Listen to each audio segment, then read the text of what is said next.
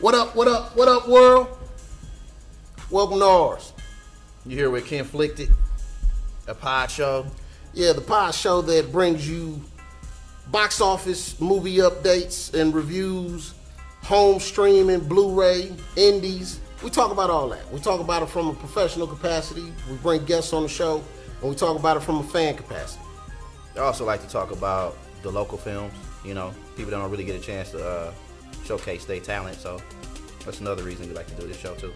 Yeah, for all our folks out there that's been adding us on your Facebooks, your Instagrams, your Snapchats, your Twitters, listen, we really appreciate that. We just started. This is episode 3 for us, and as you can see now, we don't went video on y'all. Yeah, please keep them coming. We love the likes, the shares. Keep them coming, please. Thank you so much. Yeah, that's what's up. So as y'all get to know us, understand that you're going to get information, not just from us, because every now and then it's going to sound a little ignorant, but we got the lovely fortune of working with some high-level professional people in the world of production. Know that if you're a youngster out there and you want to know what it's like to try to break into the industry, or if you just a creative person in general and you want to make friends and make good company with people to get busy with in the industry, stay tuned in to this podcast. You'll get all that information, not just from us, but from the folks that we bring on here. If you got any questions, shoot us an email. We'll be happy to answer them. Send us an email at KenCommish, that's KenKommish, and on all those social medias you can find us at KenFlickTed, KenFlickTed. And with no further delay, let's get into it. How you feeling, brother? Pretty good. I was gonna say enough of that intro. My man. No intro shit. Keep it short. What you been up to this past week since episode 2? Watching movies, man. I didn't get a chance to watch much. Oscar weekend. It is Oscar weekend. It's a big weekend, man. It's a lot of shit that's about to happen. You ain't watching movies? I'm probably a little more excited about this Oscar season than most of them. Obviously, we got this platform, but not just for me talking about it, but the luxury that we got, the luxury that our audience has got, is that we'll hear from the people that we bring on the show.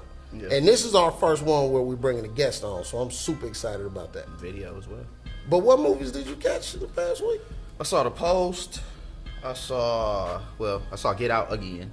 I saw Call Me By Your Name. I saw... early review? Yeah, I had to hit that one hard right away.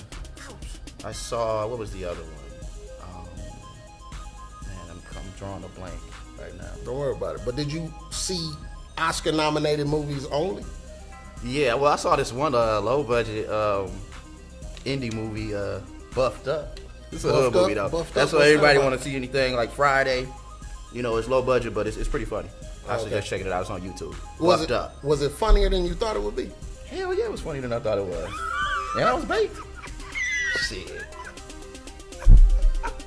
So check this out. Buffed Up is one of the first movies that is going to get a shout out of that caliber from us on this show.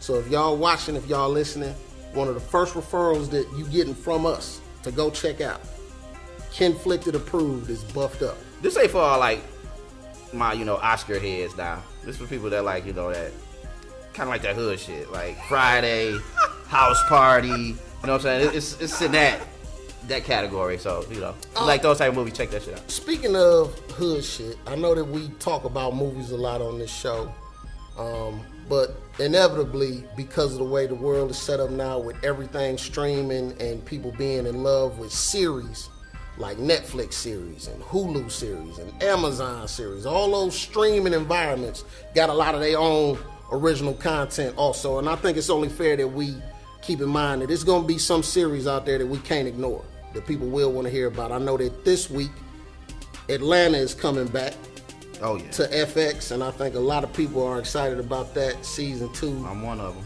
It seemed like they took a little longer hiatus in between. Well, you know thought they was going. Why? Because he was Lando.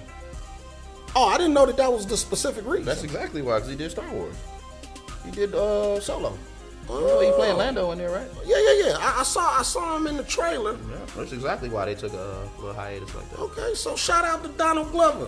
Mm-hmm. Maybe you checking this out, maybe you not. I'm a wishful thinker, but shout out to Donald Glover.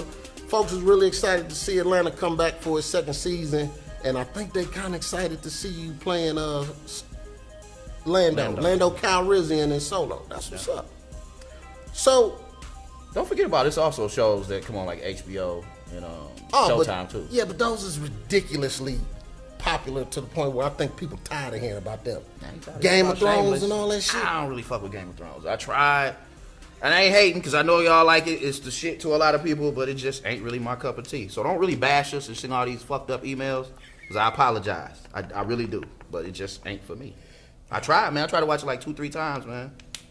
My brother was like, "Oh, they're gonna get the dragon eggs and all this shit." I'm like geeked about it. I'm like, man, this shit. Yeah, I could not get excited about Game of Thrones. Really, Shameless, Insecure. Shameless, that's on Showtime. Yeah. Insecure. You mess with that? I fooled with most of the first season, but that was more like extended date night with me and the wife. I was kind of watching it with her. Oh, no. That's a great thing. Hell yeah. Shout out to the wives. Shout out to the date night. All right. Date night is good. Another important shout out for all you people that's able to see us right now. We at North 88 Editing Studios. So shout out to my main man, Don Undrich. Yeah, it's dope in here. Thank you for the hospitality. We so comfortable in here. It feel like Brooklyn a little bit. And this is right where we ought to be, man. I think we can do something with It's a this. little edgy in here, you know what I'm saying? It's edgy. They got that like- artist edge. That artist edge, that little tough look, you know what I'm saying? Like you feel a little beastie up in here, like the Fonz or something. I can dig it. So let's get to business, man. We here doing the 3rd episode of KenFlickTed, and this was an important episode to us because we wanted to make sure that we brought you folks a little more content. So we got a nice setup here. We got the cameras running. So y'all gonna get a little bit more than just the conventional audio pod from us because we prepping for Oscar weekend. All right? This is a big weekend. The Oscars is premiering this Sunday. Yep. I don't think we're gonna get to see a lot of it though. We work. Yeah, we're gonna be busy. We got a job Sunday. We're gonna be busy. But I tell you what, we're gonna sneak off from work a little bit, and while the Oscars is running, we'll be watching on social medias, and we'll be tweeting, we'll be Snapchatting, we'll be Instagramming, we'll be Facebooking. And if you want to see what we're doing, even though we'll be working, and Yeah, because we might get in trouble for that shit. We might get in a little bit of Instagramming trouble. and tweeting. It'd be right in the paperwork. Do not go on social media. Well, here's where we'll get around it, because we won't be keying on our private social medias. Well, it's public. There's no such thing as private social media, right? Yeah. It's social, so it's public. We have to sneak off for like we going on a 10-1 and go live or something. Yeah, it'll all be from KenFlickTed. So if anybody see that, they won't get mad at us, even if it's at work, because they fans. Okay. Fans only. No hating. All right? But we're going to talk about the Oscars today. Oh, my fault. I didn't mean to cut you off. But No, the no. movie I saw was Lady Bird, the one I couldn't remember. Oh, well, that's one of the Yeah. that's one of the many movies that we're gonna be talking about in our Oscar lineup. It's 9 movies total. I'm probably not gonna be able to rattle them all off, but I'm gonna try. Get Out, Dunkirk, Darkest Hour, Lady Bird, Call Me by Your Name, 3 Billboards of Ebbing, Missouri. Shit. Phantom Thread. Phantom Thread. Shape of Water. Yes. Did I say Dunkirk? I think you did. The Post. The Post. That's your 9 movies right there, folks. We're going to cap on those a little bit because, for the most part, we watched them all. Almost all of them, but our special guest. Our first episode with a special guest. Let me tell you something. This dude is going to give you more insight than you can even imagine you'd be getting. We brought a professional in, ladies and gentlemen. One of the folks that we got a lovely relationship with in the world of film creating. He's an editor. He's an accomplished dude. He's knowledgeable. And all the shit that we just gonna gloss over, he gonna go in depth for y'all. My main man, Peter Batchelder, is gonna join us today. Peter Batchelder, ladies and gentlemen. How you doing, brother? Very good. It's nice to have you. Nice to be here. I'm incredibly honored to be your first guest. Oh, listen, We appreciate you. It means a lot to us, man. I got to tell you right away in the intro, I completely fucked up what you do. Straighten me out.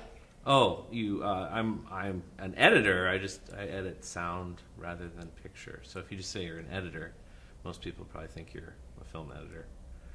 picture editor. Ah. I also write music and those are the two big ones: edit sound, write picture, mix. Yeah, I probably didn't screw it up as much as I just misled our audience because I'm coming from a. They didn't. It won't matter. I'm sure it'll be fine. All right. It won't matter. I'm not really that familiar with you, Peter. You know. Yeah, we've never met. We just prior met to today. right now, pretty much. So let me, put me up on your hustle. What you do? Well, you could do the same for me. Maybe we should just do tit for tat here. I got you. I'm just an audio engineer. I was a filmmaker, I went to UWM here in Milwaukee. Came from Minnesota. I was a filmmaker before I came, and I continued to learn about filmmaking, and then made a bunch of films. Made a feature film. Needed to do some audio work on it, and at some point in the film making learning, I kind of realized that audio was too important to trust to other people, so I decided to take that part for myself. And I also had some music background, so I was able to sort of kind of make that work. And then I worked on the audio for my film. I got a job. I worked my way up for 20 years to the point where I'm an audio engineer and So understand how much this means to us for you to join us.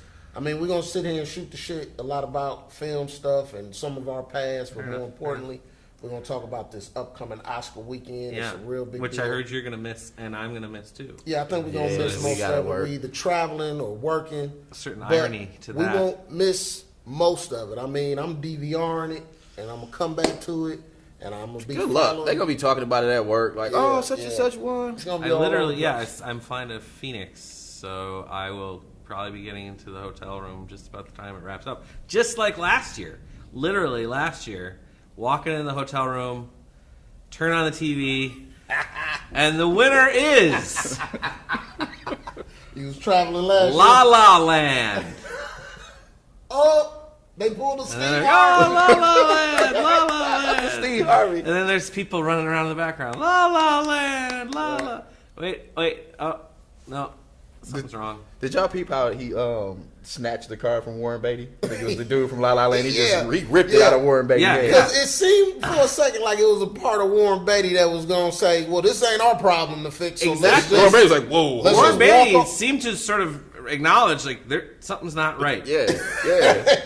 Something's wrong. But he didn't want to have shit to do with That it. look on his face like, oh. Right. Well, you got to do me a favor, man. You got to bless this bottle. Be the first one to crack it open. We're gonna indulge a little bit as we dive into what we think about Oscar 2018 season. It's got like a little horse guy on the top. Yeah, it's real life Kentucky. Uh-huh. Tell me how you feel about Darkest Hour. I saw Darkest Hour. It's actually a film that's a film by a filmmaker that I really like. I believe is it Joe Wright or Is it Joe? Joe Wright is the director, I think, of Darkest Hour. Okay. He did Atonement. Chris Nolan.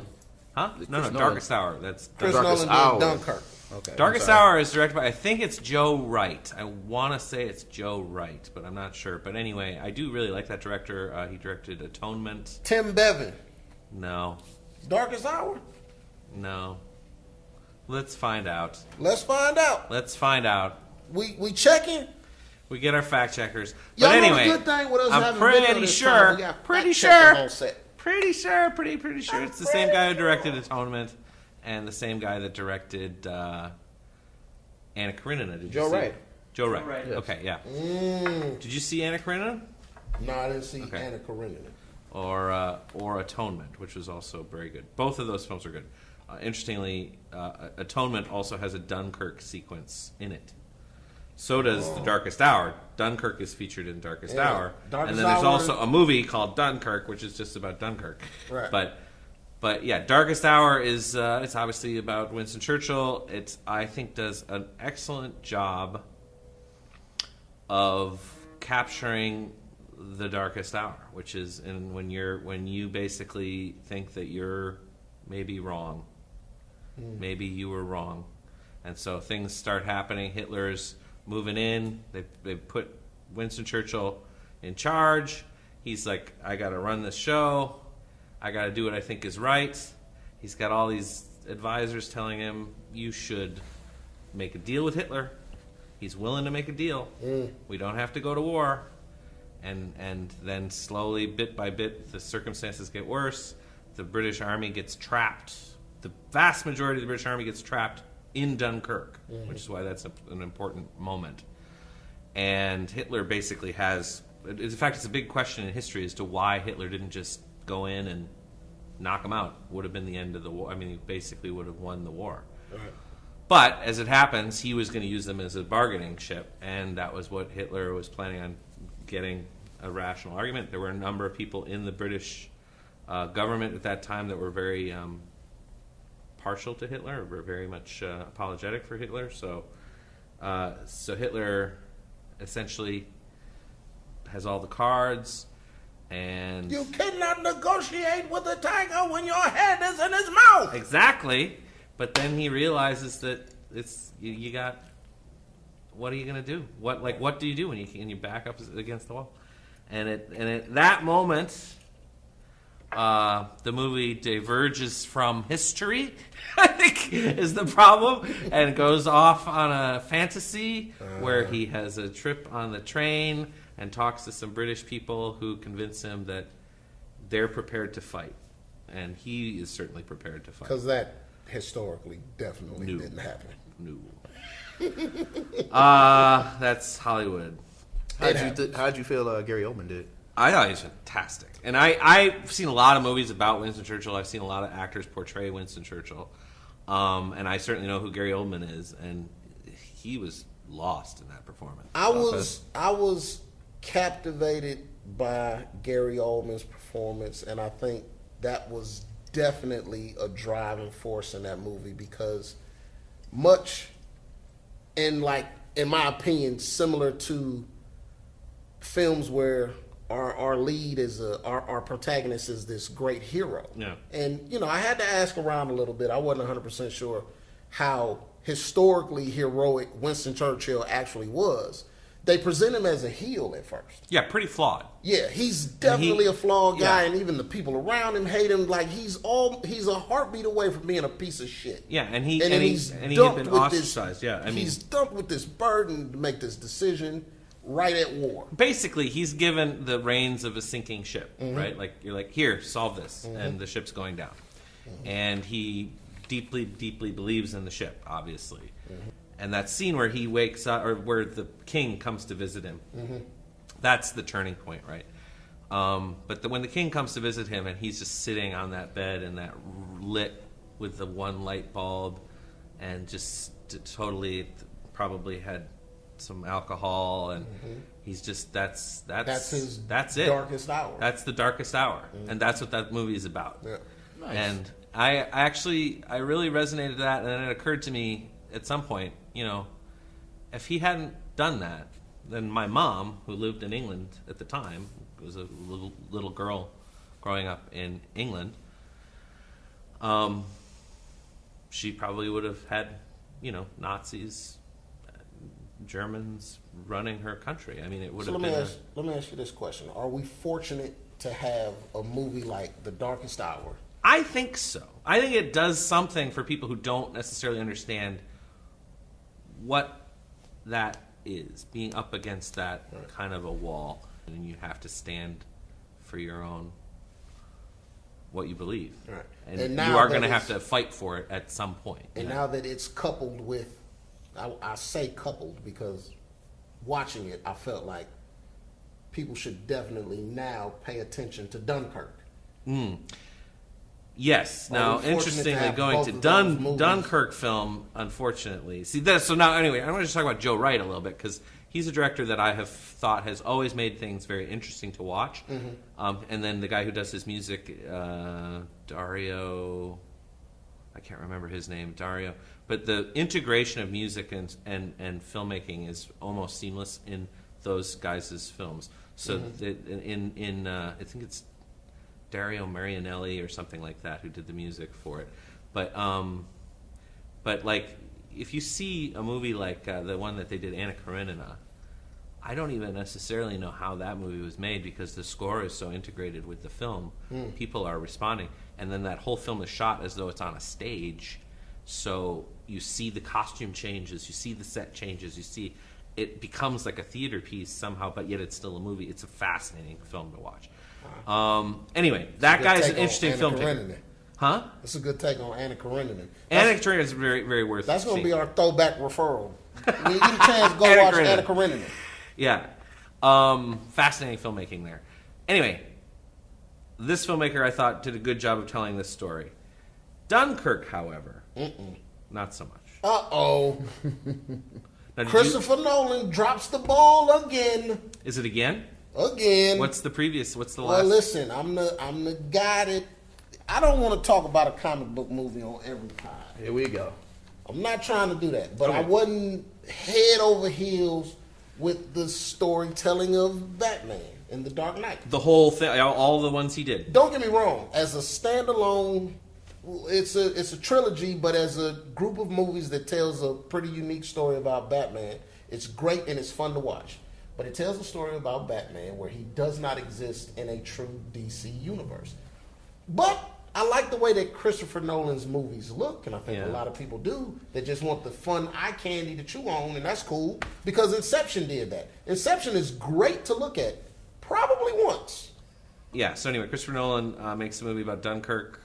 It's a very important historical movie, and the way he treats it in this out-of-sequence editing style, initially it seems just disorienting, and you're just sort of following along, but then ultimately you're like, oh wait, it's just the same three stories.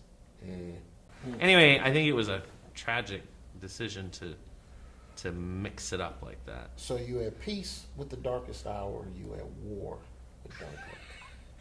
Yeah, and Very fitting to be at war with Dunkirk, right? Lady Bird. yep. And Lady Bird was one of those that honestly kind of caught me off guard because I wasn't sure if it was going to be this quirky teenager with angst, Juno-style movie, and with it being in the running for Best Picture and being more comedic than I thought it would be, it was a pleasant surprise because I've struggled with the coming-of-age stories before. Yeah, one. Lady Bird kept me intrigued through most of the movie. Saoirse Ronan did That's a partly hell of a because job, I think it's thought. well edited. Yeah, It's really tight. yeah, it definitely It covers moves about well. 30% more than the average movie these days. I feel like there's just a lot more in there because they kept the editing snappy. But here's a little problem. I couldn't engage well enough with any of the supporting cast.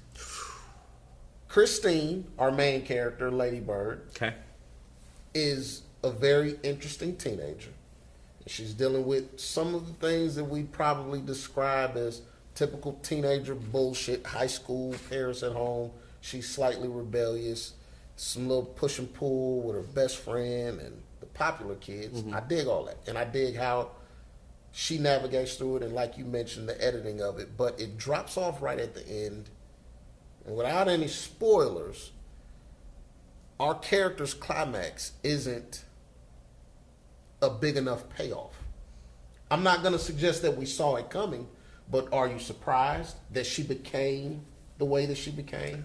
I'll be honest, aside from the fact that at the end of that movie, everything in it is entirely expected, I did not feel like I knew what was going to happen in that movie. Really? Yeah, but I'm sometimes a sucker for movies. Like so once I've been charmed, I'm not trying to outsmart the movie or anything. So it just kind of I was struck by the soul of that film, and that I felt like it had just something very authentic That's how I about felt it. as well. It just felt You unusually wasn't trying authentic. to outsmart the movie. Not this time, anyway. Yeah. Yeah, I mean, it's kind of a fool's just a game. good We're gonna story, go see man. that movie and try and outsmart it. It's like, so what? There was some good acting, too. I enjoyed Yeah. it. It's in the category, but it won't win Best Picture. No, it shouldn't. It might win best. She might win best director. Possibly. We didn't make picks. We should be making picks here, but yeah, We will, I we think it's will conceivable. towards the I think it's end. conceivable that she could win best. She could certainly win. And she's also. Did she not write it? Greta she wrote Gerwig? it. Yeah, she's Yeah, she definitely wrote it. going to win that. She's definitely going to win that. I think. Yeah. Original screenplay, right? Yeah. Yeah. It may be tearful. What did you check out in the best picture category that you dug? The Post. That's your pick. No, it's not my pick though. I mean, I can't really give you my pick because I still got like 4 movies to see this Saturday. So It's okay. This is why you here to cover the ones that we didn't dive If you into want my yet. pick out of what I saw, Okay. Okay. I mean, best picture out of what I saw would have to be The Post. Yeah. Thought it was shot very well. Obviously, the acting is there. You got 2 of the greatest actors of all time, if you ask me, in one movie. I think The Post is going to come in as a favorite automatically. It had some really good camera movements, I thought. Check that out. Did you see The Post? I haven't seen The Post. I will see it. I but- like the story because to me it's 2 stories in one. Yeah. You kind of, like you said, Dunkirk had 3. Yeah. But this has 2 stories, and they both really, really make sense. One is obviously the main story about, the Post itself and what was going on in the mid-'60s. But you also got there's a story like Meryl Streep story. Uh-huh. And it's like, kind of a women empowering story. And Right. I dug it. I liked it. Right. That's the part that I've heard there's some controversy about, because I've heard that the character Meryl Streep is playing is actually the actual person. Is nothing. There's this. I mean, a philosophical argument, right? Like maybe this is the argument we should be having, but isn't that the whole point of making a movie? I mean, the whole thing is an illusion. The whole construct is an illusion. Wow. None of the things that happen in a film, for the most part, happen the way they do in the way they did in real life. So, I watched I, Tonya. Did you see that one? No, I want to see that. That's an interesting film, but and right at the beginning they say, based on wildly conflicting true accounts, right? Like people have different accounts in the film. So there's actual like tension between he said this happened, she said this happened. Then does it have to adhere to the historical facts, or does it have to be a good movie? What is more important? Which is the more important? That's a heavy question, Peter Batchelder. I don't know if we can even answer that right now, because that's this is what's at the heart of the war between my mom and myself. At the end of the day, it should be about the film, right? Don't you agree? At the end of the day, it should be about the film. That's what it is. I the think film. so. Yeah. I think you can say, like, this film is excellent and it's historically accurate, or this film is excellent. It's not historically accurate, but it's a great good film. Exactly. but if it's historically accurate, It gets an extra check in a column. Okay, I can agree with that. But it Because doesn't. when I said diminish a little bit, it depends on how far they stray away from that story for the sake of being creative. Yeah. Well, I just want to put a quick thing out there. We were talking about the Marvel, and you know how the endings of the Marvels, and then we were talking about the Post. The Post kind of has an ending like that. Does it? It leads you to the next movie, which is going to be like something about Watergate. You think they're going to make a two-part of it? It shows at the I mean, very end, it looks like we're going to go right into the Watergate situation. Hey, That's spoiler what it alert! leads up to. The end of the Post, is it post credits?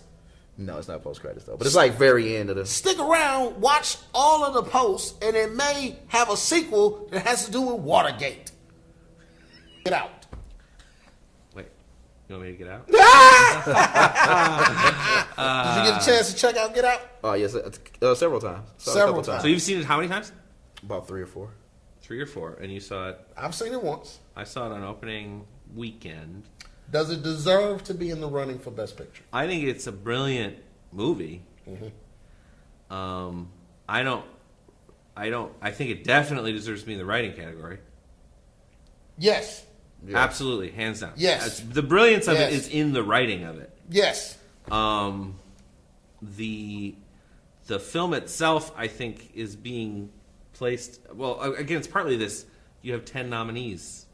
What was one of the best films you saw? It was one of the best movies I saw this year. Yeah. I didn't see that many But good only movies, but through that the is writing. one of the best movies I saw this year. My initial reaction was that Get Out shouldn't have been in Best Picture category because Best Picture is the grand finale. But like we've acknowledged already, It's like the first horror movie since The Exorcist to be right, nominated for they Best Picture. scrambling to stick movies in. Now, don't get me wrong. There's a side of me that wants to blindly and boldly stand up and cheer for the brother Jordan Peele getting that movie in there. Well, get your ass up and cheer. I'm gonna do it.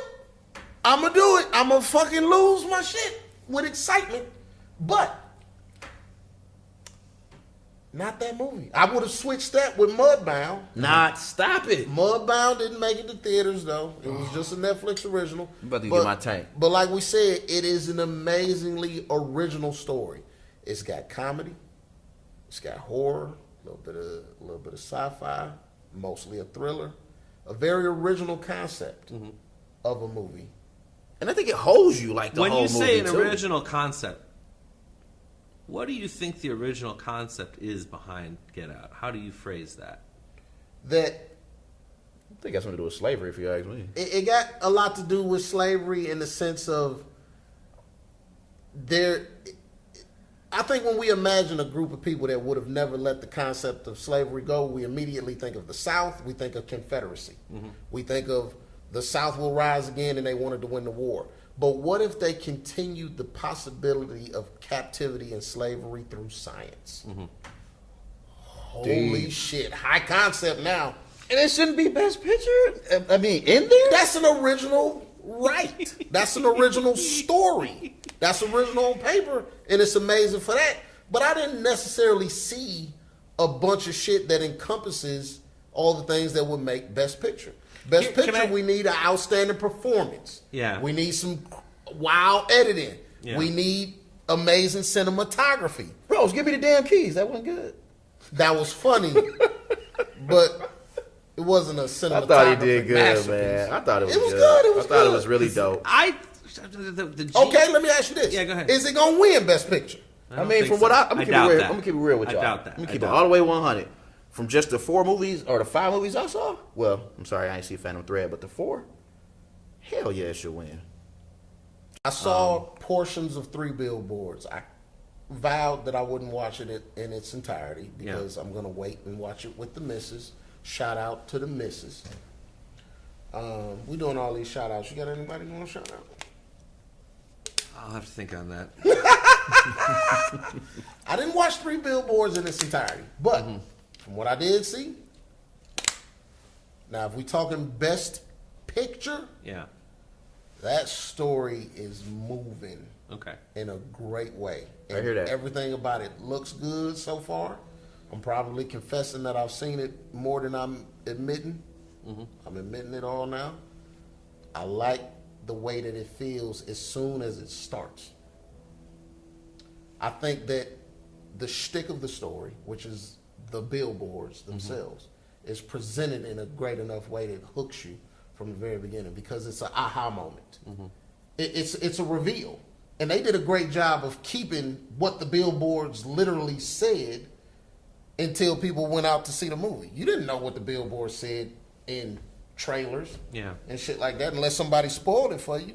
And there's a moment when you get the reveal of what the billboard says that has you captivated for the entirety of the movie.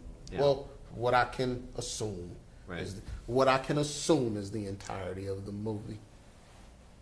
Because you haven't seen it all. Yeah, he just he might be in trouble when he get home. And I saw Get Out as this incredible thing where it's like, what does a horror film do? It generates fear.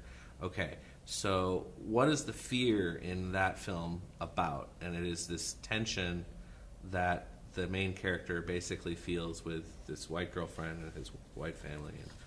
But to a white audience, it gets us inside of the head of the black fear of the white person in society in a way that no film that I'd ever really seen had done.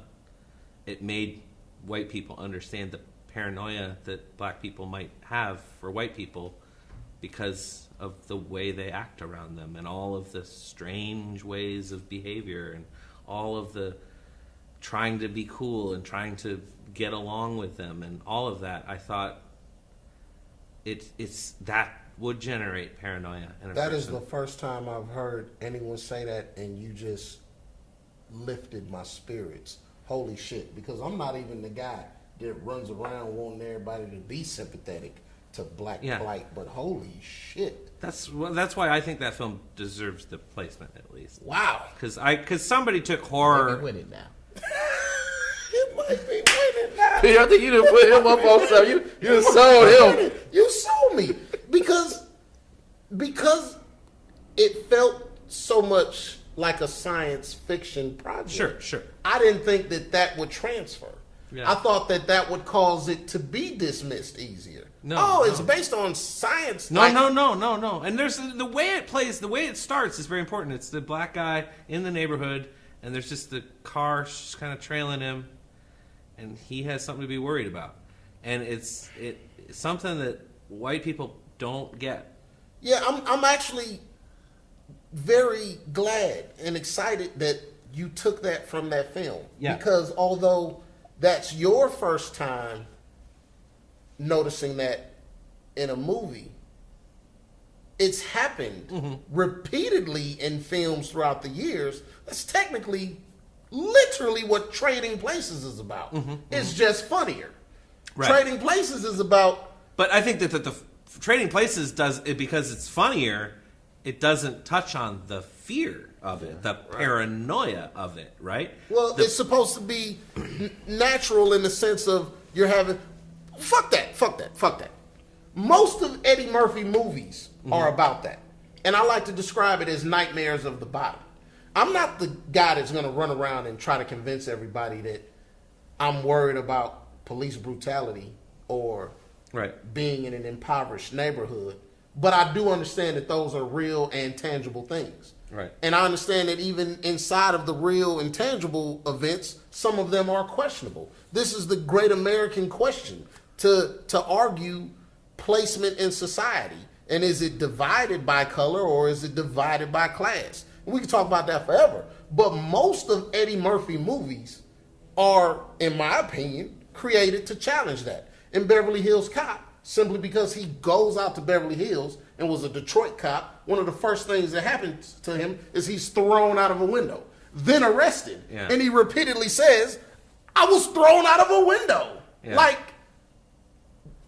why are y'all treating me like this? He doesn't even say, I'm a cop. Right. He catches shit for it later to say, well, why didn't you tell us you were a cop? Right. Now think about that. Today, if we made a movie where a black guy gets thrown out of a window and then he gets arrested, in that time, it was just funny because it was also related to as common. Yeah. It was related to as, you shouldn't have had your ass in that situation in Beverly Hills. Well, I don't You know that they there's a were thinking. direct, like, you shouldn't have had your XYZ. Oh, no, that's But what we would say. That's what That's you would exactly say. what we would That's say. what we would say. Because that Oh, fear yeah, that okay, you're I get it, talking I get it, I about get what you're is saying, already yeah. naturally like, what the fuck was you doing over there You shouldn't anyway? have done that. Yeah, Right. it's before, But obviously, that's not the guy's fault, before right? we even know how to articulate this, Right. young black men grow up with a sense of, don't carry your ass over there, you know what they're going to do to you. Right. Now, we don't necessarily say that out loud all the Right. times, but yes, that is a portion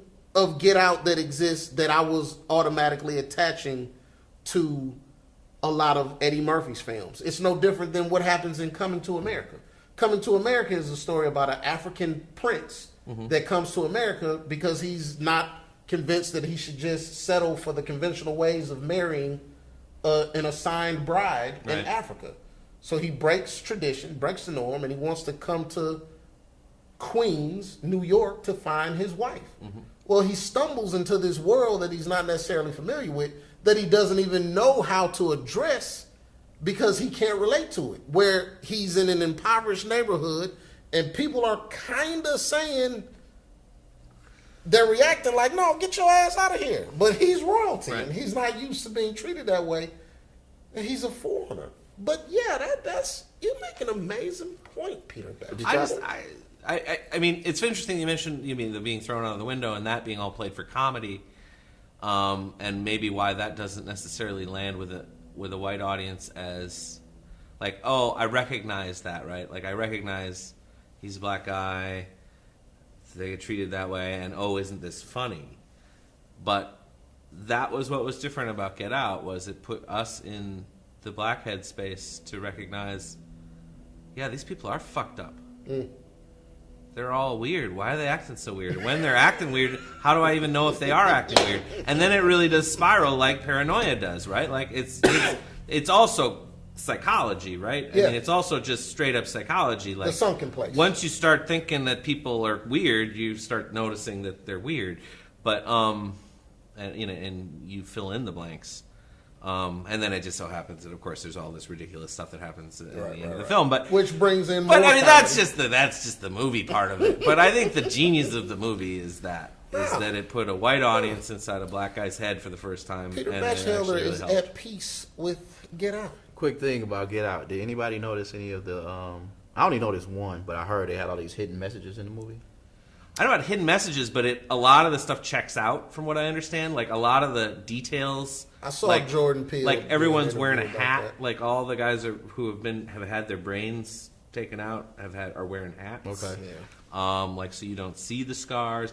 Like there's little details like that. Like him running. And when the dad Like, he says says, that like- they sealed up the basement because of black mold, nobody can go in the basement because of black Black mold. mold. Well, that's a suggestion that the black guys that are using their bodies as the molds, like when God made me, He gotcha. broke the mold. They're just sculptures that are going to house Sure. the psyche of the white people that are taking over. Check it out when she's eating a cereal in her bedroom. And she keeps it Separated, the colors Fruit Loops separate from from the mixing with milk. the white. Don't mix colors with. There's a ton of stuff in this movie. I mean, that's why it is. Y'all see that? It's On at least KenFlickTed- one of the best horror movies. I mean, that it's. movie might be dope. Do you know? On KenFlickTed, we drop gems. Translation, that's spread knowledge. Yeah. We drop gems and we drink tasty beverages. This is a great show. How do you feel about Phantom Thread? Not very much. I don't feel very much for that movie. I'm afraid it is the Phantom Thread. There's just not much there. There's not much there. I am a huge fan of P.T. Anderson, and I've enjoyed Hard Eight. It's a brilliant sort of starter film. Boogie Nights is a great homage to Scorsese. He takes it up a notch with Magnolia and makes, arguably, in my opinion, maybe a perfect film. Magnolia? Oh, we got to bring him back for the perfect film episode. Yeah, we're going to do an episode called The Magnolia's Perfect pretty Movie. great. Magnolia's pretty great. But it was when I saw Magnolia and I fell in love with it. I saw that movie like 4 times in the theater, check and I that was out. just like, "This is a really amazing film. This is amazing. This is an amazing film." And when I got the DVD, I watched the extras, and that was a mistake. Because then I got to see P.T. Anderson at work, and I was like, "This guy's a jerk. He's kind of a jerk on set. He seems like a petulant child, basically. He seems like he's very full of himself, and he's very bitchy and bossy and whatever. And he's a genius, but he's a genius. Then he makes I was like, okay, so what do you do after Magnolia? What do? You make...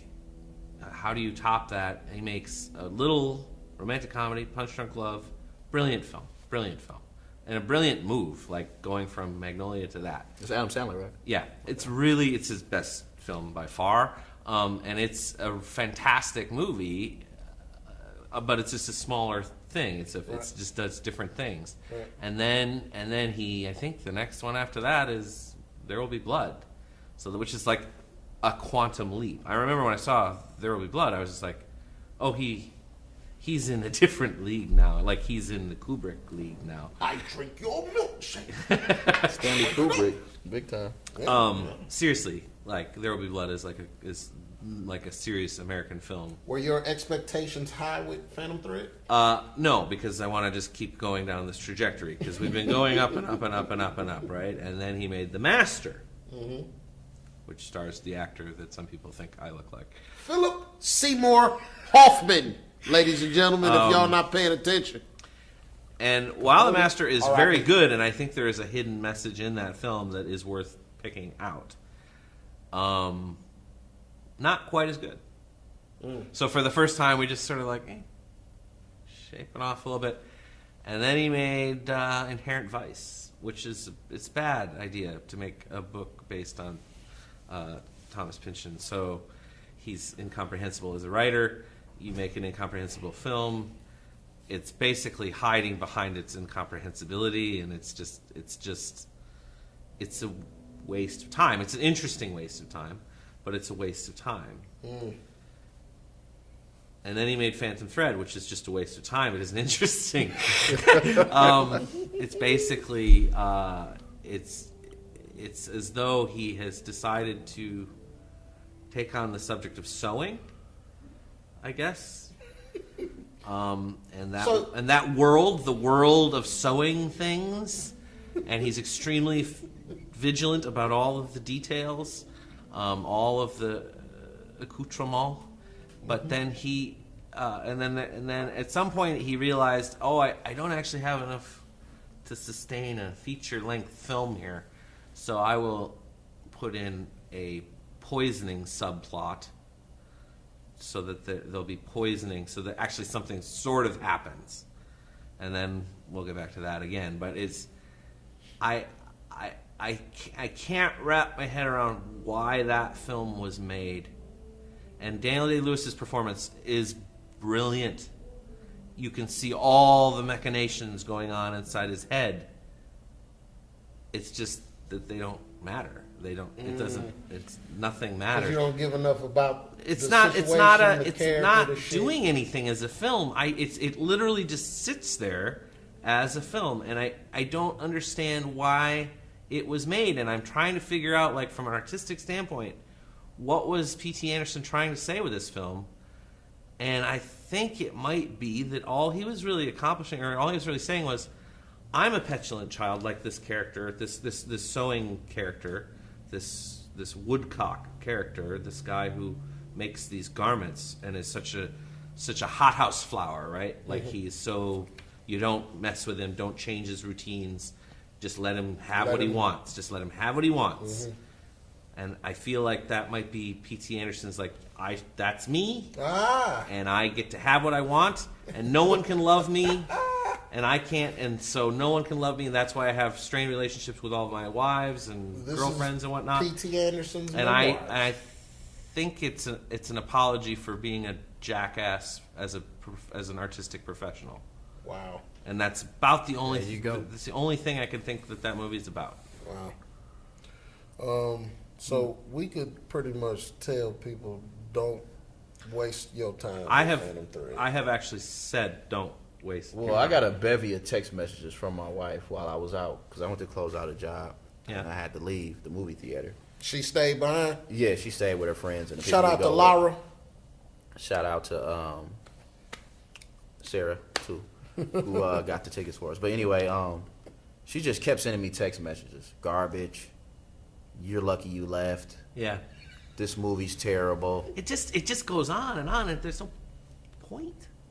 Can you bring coffee? I mean, it's lovely to look at, right? Like, the cinematography is gorgeous. The music, again, this is the guy from Radiohead, and he does this amazing stuff with music. But with this one, The music felt a little overdone from what I saw. The music he did in this was well, I was argue the other way, actually, is that it was so accurate, so apropos of the period, that it sort of ceased to have storytelling qualities to it. Like, it became like background music to me. So basically, Phantom Thread is at war. With all of us. Everybody's going to war. We're for all that at war one. with Phantom Thread, and if P.T. Anderson, wants to take it to the street, I'll We got your back, Pete. I think that would be a good way to die, actually. Peter Batchelder, don't take it to the street. Take us out said on take a it high to the note. streets. Take us out on a high note. We got to talk about one more, though. This What? last one very quickly, because I know we got to wrap it up. What's that? Call Me By Your Name. Oh, I didn't see it. You saw it. Did you? I did not see Call Me By Your Name. I just want to say one thing really quick. I'm interested to hear The your premise take on it. is, it's like an exchange. I don't want to say an exchange student. A guy comes to study, the older male, he's probably like 25, comes to study under this guy's father, who's 17, and they create this relationship. And side note, fuck what, apricots? Is that how you pronounce it? Apricots? The fruit. Fruit? Yeah. Yeah, Apricots. When you see that movie, you'll never want one of those again. Okay. But I'm not a big fruit guy anyway. yeah, and it's just like, I mean, the dude's 17. I don't know what's going on in Italy, but it's like this grown guy messing around with this 17-year-old boy. Oh. So I don't know the law and shit over there, Oh. but that kind of just that threw me off right away. So wait, it's an older guy messing with a younger. Yeah, he goes. It's a guy. He's like 25. Sexual relationship. Yeah, Moonlight. He goes to study under this guy's father, who's this like professor. Yeah. You know, and he falls in love with his son, and they call each other by each other's name. Gotcha. Yeah, See, this is an interesting thing because this I anticipate this being the Me Too Oscars. So it's like Moonlight. It's like the Italian Moonlight, if you ask me. right, which is So interesting. loosely. Interesting area. What? Was I not supposed to? No, I don't like. Moonlight. I don't like Moonlight. Okay. Exactly, and I don't like it if its chief element is to carry on about, hey, don't homosexuals have it bad? They do. They do. Yeah. But if we're going to talk about oppression in a general sense, I need to see more of an element of a character that can overcome it. Yeah. That can live beyond it, whether you're Is that- the and that- victim yeah. or the oppressor. Right? And there's ways that we can have that. And to be honest with you, I'm not going to suggest that you completely turned around how I feel about Get Out, but you did give me an enlightening perspective. And I think that makes a lot of sense because you're the first person that I heard that walked away with that element. I felt like most people treated it as a comedy 1st, thriller 2nd, horror maybe a little bit. And social commentary in distant fifth place. Yeah. Yeah, but that's a big element. Yeah. Because for you, that was an aha moment. Well, it was just I'll be honest. I was onto it when I saw the trailer because I know horror movies, right? And I was just like, "Holy shit, that's smart." Yeah. Somebody did something smart with a horror film there. Because horror films are made for one thing: make people scared. Yeah. So what I've tried to make horror films in my life, and the trick of making a horror film is what can you do that will make people scared in real life? Like, because vampires only get you so far. Right. So like, what can you think of that's actually terrifying in life? And Babadook is another example where it's like, being afraid of your child, like, or being unable to control your child and therefore afraid of it, or the best films that are horror films are the ones that manage to take that fear and make it real. Yeah, I mean, well, usually you see like some fucking dude run around with a knife or a glove with knives on it or a hockey mask or some shit. Now you got like people scared of white people. No, those are slashers. Seriously Those though, are like no, I'm not slashers. even being on some Right. joking shit. Right. That's You don't what like it is. slashers. Well, a slasher is a genre within the horror subgenre. Yeah. You might What have is to a get- slasher film? Essentially, fear of death, obviously, fear of being killed by someone in a horrifying, stabby sort of way. Yeah, I mean, fear of death though is nothing to make a joke about. Like, that's a real deal. We all have that. So, some horror films, believe it or not, don't actually focus on fear of death as the obvious thing that we would be afraid, but a lot of horror films do. It's like I brought up the movie Don't Breathe. That's what you should Right. check out. It's like it's a horror film, but it's not like the normal killer or slash dude running around. It's like with Get Out. It's just like his family is. They look like a good family. They live it nice. They got all these good looking friends and shit, but they basically taking black people's brains out and stealing their bodies. It's just like Don't Breathe. It's just like an old guy. He's blind, but he's got like these really good senses, and people try to break in his house and steal something. Right. And he basically slaughters them all. Yeah. And So it's whose- just whose not like side a- are you on that film? I mean, in you the film. wonder. You like, because they break in this guy's house. Right. And So I'm just wondering, a lot of times you see films. A film that I really didn't care for that was supposedly like this was that Ghost STD one. What was that called? It Follows. Did you see that? No, I didn't see that. No, I didn't see that one. So that one's basically like it That felt- personifies sexually transmitted diseases as like a phantom, as a ghost that haunts you. I didn't know that. That movie felt a little teeny bopperish. It's teeny bopperish because it's about sex. Yeah. Because kids having sex. Yeah. But it's not really good, unfortunately. So I wouldn't recommend that. What was the name of this? It follows. Okay. It follows. It's- Hey, y'all, don't watch It Follows. A lot of movies that are being made independently these days make this error of being boring and then mistaking that for being artsy. Gotcha. All right, so we need to know predictions. Oh. If you guys want to go in on, What's the just Just read down the Best list? Picture? Read down the list of best pictures. so Best Picture is Shape of Water, Darkest Hour, Dunkirk, Phantom Thread, Three Billboards, Get Out, The Post, Call Me By Your Name, and Lady Bird. We have 9 in the Best Picture category. And I haven't seen them all, but I still give you a prediction. But I'm not going to go first. Uh-oh, that was tricky. He'll give us a prediction, but he's not going to go first. So, in our uneducated opinions, considering that we haven't seen every movie, I didn't see Phantom Thread in its entirety. I only saw parts. But I respect your take on it. I didn't see Call Me By Your Name. I respect your take on it. You didn't see Call Me By Your Name? I didn't. Good for you, brother. No. I have to see The Post before I'm completely comfortable. But if I had to answer right now, I wouldn't be surprised to see Three Billboards walk away with it. I was going to pick Three Billboards as the one that I think will win, even though I haven't seen it. Lady Bird is the film that I would like to have win.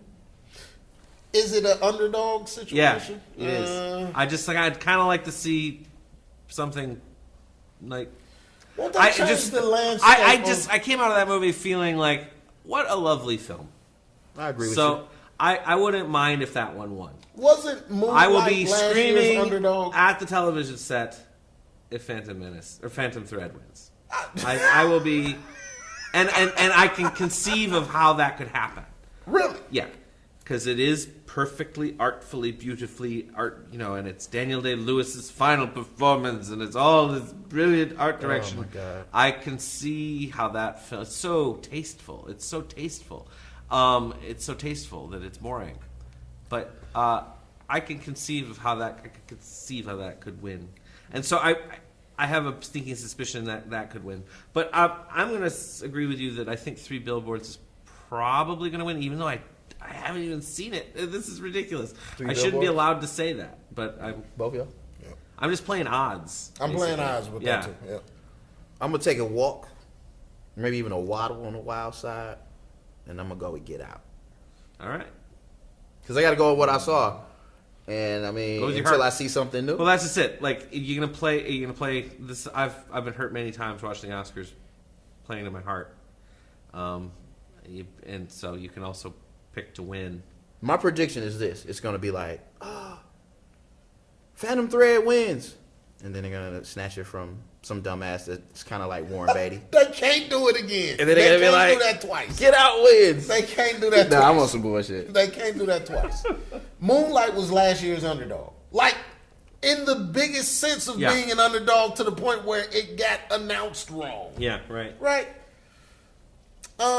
We got to wrap this. I think that Three Billboards,